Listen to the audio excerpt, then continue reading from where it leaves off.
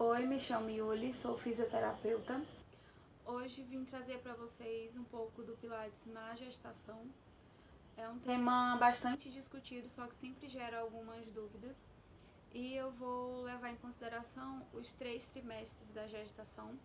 Lembrando que nós sempre devemos levar em consideração a opinião médica do médico dessa paciente. Porque, por exemplo, alguns instrutores, alguns estúdios preferem atender a gestante apenas depois do primeiro trimestre, porque o primeiro trimestre é um momento que gera várias alterações na paciente. Ou atender apenas com liberação médica, para ter um maior controle, né, do que pode acontecer, até porque nessa fase do primeiro trimestre é bem conhecida por abortos espontâneos, porque essa paciente está com várias alterações no corpo, não só físicas, mas hormonais, mas também emocionais. Então nós devemos levar em consideração cada etapa da gestação, tá? Em primeiro lugar, no primeiro trimestre, nós devemos levar em consideração que o bebê está em formação, né? E então nós devemos ter bastante cuidado com quedas, com o exercício. Se o exercício for provocar algum tipo de queda ou instabilidade, você não deve deixar a paciente sozinha, tá? E também é uma fase que ela está redescobrindo o próprio corpo, porque era uma coisa totalmente diferente. Então, são vários hormônios e várias alterações naquele corpo. Então, de início, nós devemos ter esse cuidado. Também pelo hormônio, que é a relaxina, que está presente principalmente na fase do primeiro e segundo trimestre, que lhe provoca uma instabilidade e uma maior frouxidão ligamentar. Então, nós devemos ter cuidado com os alongamentos excessivos, porque a articulação já está instável. Então, se você provocar mais instabilidade, pode gerar outras alterações, outras patologias, que inclusive uma bem conhecida é o túnel, o túnel do carpo, né? Então, assim, é uma coisa que a gente deve levar, deve ter cuidado com os alongamentos excessivos, focar mais em fortalecimento mesmo, principalmente se ela já for uma paciente ativa, mas até uma paciente que é sedentária, você pode incluir os exercícios mais básicos que levam em consideração os princípios do método Pilates, porque ela vai precisar bastante, principalmente dessa centralização e consciência do powerhouse, por exemplo, tá? Nessa fase do primeiro trimestre é mais questão de você ter um cuidado maior e apresentar para ela o método e apresentar para ela como fortalecer membros superiores, membros inferiores, e também dar uma consciência que mesmo que o abdômen comece a ficar protruso, não é indicativo de que ela não vá trabalhar o abdômen.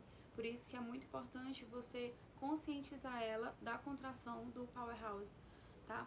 Principalmente também para a estabilização da coluna, para a consciência do assoalho pélvico, tá bom? No segundo trimestre, nós já entramos em uma fase que o abdômen já vai começar a ficar mais protruso, já vai começar o aumento do seio, o aumento da barriga. Então, pode ser que ela também venha a aumentar de peso. Então, o Pilates já trabalha esse cuidado também, tá? E nesse segundo trimestre, nós temos que ter um leve cuidado, porque é uma fase de mais disposição da mulher. Então, geralmente, elas vêm com mais vontade de fazer o exercício, então, com isso, você deve ter cuidado também. Não deixar à vontade e ter cuidado com a quantidade de séries também, tá? E outra coisa nessa fase do segundo trimestre é que você já começa a conscientizar ela para o parto, tá? Principalmente no final do segundo trimestre, já indo para o terceiro, porque mesmo que ela não tenha a preferência de um parto normal, ela precisa trabalhar o assoalho pélvico, porque é lá que vai receber o bebê e todo o peso do bebê, as estruturas vão precisar desse apoio, tá? Então ela precisa também trabalhar essa parte de fortalecimento, de alongamento, de músculos do quadril, por exemplo, de miofascial também é muito importante para ela. Então, uma coisa também que a gente traz bastante são as estabilizações de cintura escapular, de cintura pélvica. de coluna, uma posição que nós gostamos bastante é o quadrúpede, porém com uma ressalva de problemas no punho, né? De uma grande quantidade de tempo em cima do punho pode ser que gere dor nessa paciente. Então, uma coisa que a gente gosta de mudar é colocar apoio de antebraço, por exemplo, tá? Mas que trabalhe também fortalecimento de braços, fortalecimento de pernas, até nessa posição de quadrúpede, dando para ela também uma maior estabilidade, né?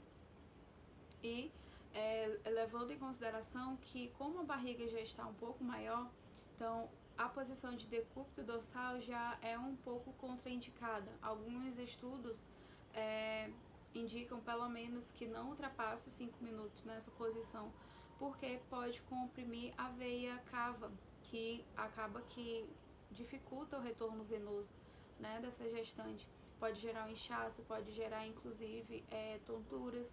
Então é muito importante você não deixar essa paciente muito tempo em decúbito dorsal, tá? E é favorável também você praticar exercícios que trabalhem bem panturrilha, para favorecer o retorno venoso, que trabalhe bem membros inferiores, tá? E entrando no terceiro trimestre, o peso já está maior, a barriga já está maior, então começa a ansiedade também. Então é muito favorável você trabalhar exercícios respiratórios, até porque o diafragma já está muito pressionado. Então, além de acalmar a paciente, também favorece no aumento e expansão da caixa torácica, né? Então, ajuda também, inclusive, posturalmente, porque ela precisa expandir bem a caixa torácica para poder ter uma melhor postura. Mobilidade de tórax também é muito importante, de coluna torácica, tá? Então, nesse terceiro trimestre, não que a gente deixe de focar nas outras partes, não que a gente deixe de fazer, mas o foco principalmente é preparar agora o corpo para o parto. Caso seja normal, a gente favorece bastante nas posições de cócoras. Então, as posições de cócoras, elas são muito funcionais não só para o encaixe do bebê, mas também para a abertura de pelve, para preparar melhor as estruturas miofaciais para poder receber o peso e preparar para a expulsão do bebê. Então, é muito importante você trabalhar exercícios que favorecem a abertura pélvica, tá? E a gente sempre mostra para a paciente o que tanto ela pode se beneficiar com o método Pilates, não só na gestação, mas conscientizar ela que após a gestação, ela também deve procurar o Pilates, né? Para ajudar também no pós-parto. Então a gente mostra para ela os benefícios, que vai muito além dos benefícios físicos, mas também como melhora do sono, melhora da circulação, melhora a própria consciência e autoconhecimento da mulher. Melhora também parte de fortalecimento de assoalho pélvico, né? Não só também assoalho pélvico, mas como toda a parte de coluna, favorecendo uma melhor postura, melhor respiração e mostrar para ela que ela só tem a se beneficiar com o método, tá? Então é isso, espero que eu tenha explicado direitinho, mas caso tenha alguma dúvida pode perguntar.